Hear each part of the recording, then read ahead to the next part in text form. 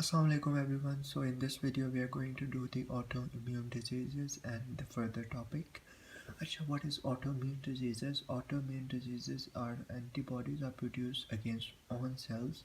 We are going to do the mechanism of autoimmune diseases, but initially what we are going to do different type of autoimmune diseases in the body.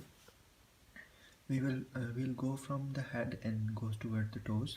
सबसे पहले sir में हमारे पास होता है multiple sclerosis, गले में हमारे पास जो है वो थायराइड ग्लैंड होता है ना, तो एक्जिडेमा, थायरोटॉक्सिकोसिस और ग्रेव्स डिजीज आ जाएगा। इसके अलावा हमारे पास जो मसल्स होते हैं ना, तो उसमें डर्मेटोमाइसाइटिस वगैरह आ जाता है। फिर हमारे पास जो वो है जो स्टमक है, तो उसमें हमारे पास आ जाएगा परनीशियस अनीमिया। और जो पेंक्रियाज है उसमें हमारे पास आ जाएगा टाइप 1 डायबिटीज़ मेलाइटिस। इंटेस्टाइन में होगा इंटेस्टिनल सीलिक डिजीज़। किडनी में होगा एसिली और गुड पैस्चर सिंड्रोम। और जो वो है सुपरनल ग्लैंड में एडिसन डिजीज़ वगैरह। फिर स्किन में हमारे पास जो है स्क्लेरोडर्मा आ जाएगा और एसिली आ जाएगा। फिर जॉइंट्स में हमारे पास रूमेटॉइड आर्थराइटिस, रोमेटिक फीवर, ठीक है। और इसके अलावा हमारे पास जॉइंट्स में वो भी होता है, रीटर सिंड्रोम वगैरह भी होता है, ठीक है। फिर इसके बाद जो इसके अलावा जो है एरिथ्रोब्लास्टोसिस वगैरह भी आ जाता है और दैट्स इट। अच्छा, इसके बाद ना हम लोग इसमें वो कर लेते हैं सिंगल ऑर्गन और मल्टीपल ऑर्गन ना।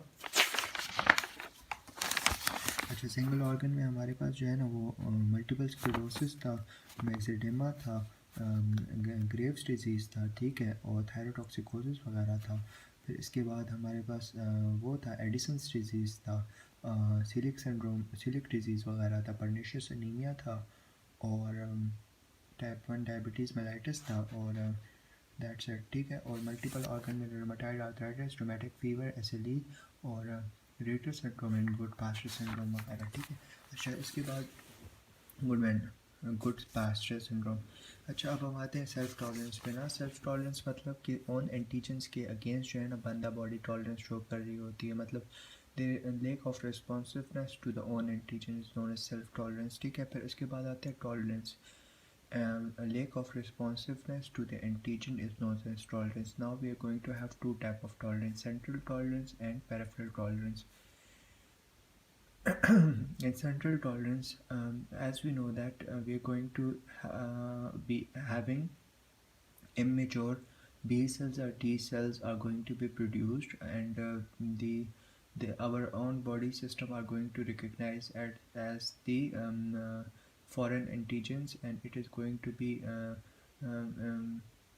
our own body is going to recognize as sorry, very sorry. Self tolerance में ये होता है ना कि हमारे पास इमेच्योर बी सेल्स और टी सेल्स बनते हैं ना, तो अब हमारे पास जो बॉडी होती है ना उसको सेल्फ एंटीजन कंसिडर कर रही होती है ना, तो उसके अगेंस्ट रिएक्शंस होते हैं ना।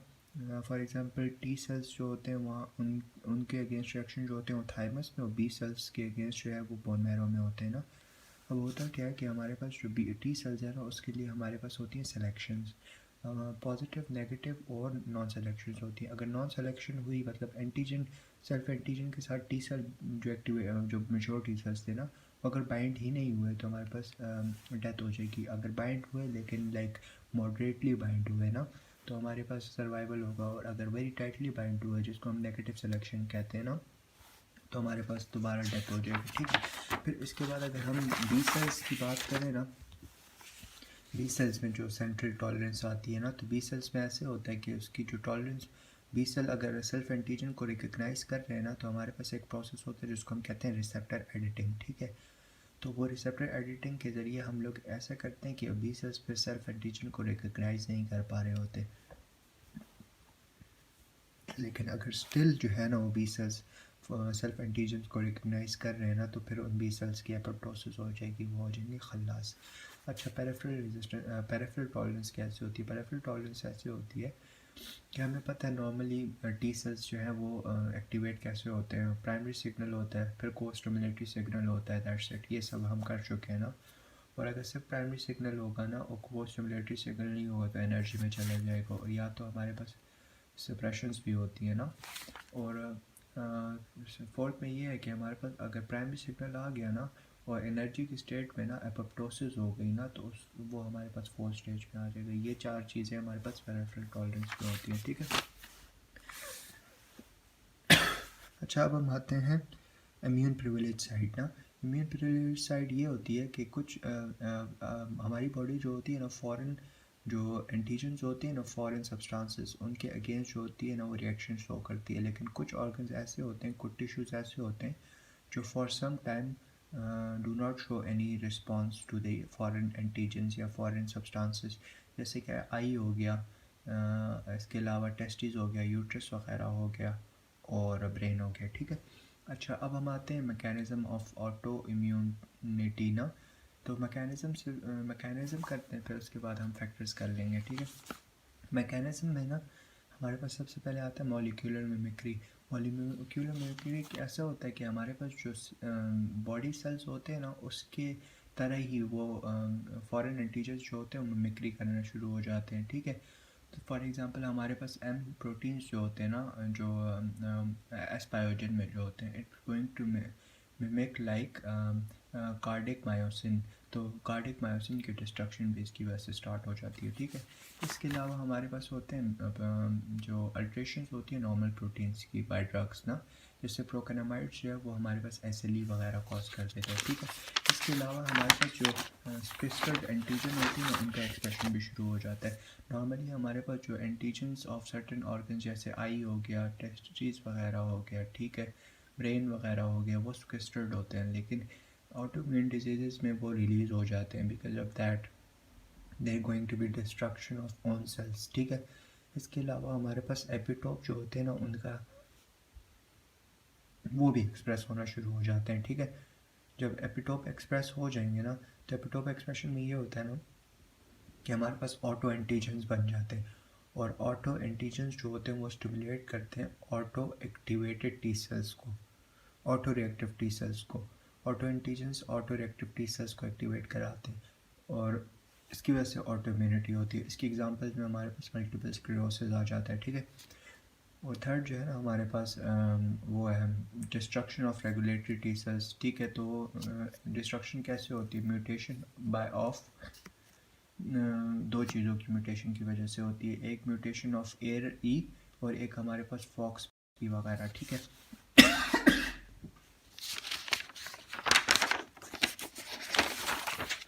अच्छा, अब हमारे पास आते हैं different factors causing autoimmune disease ना।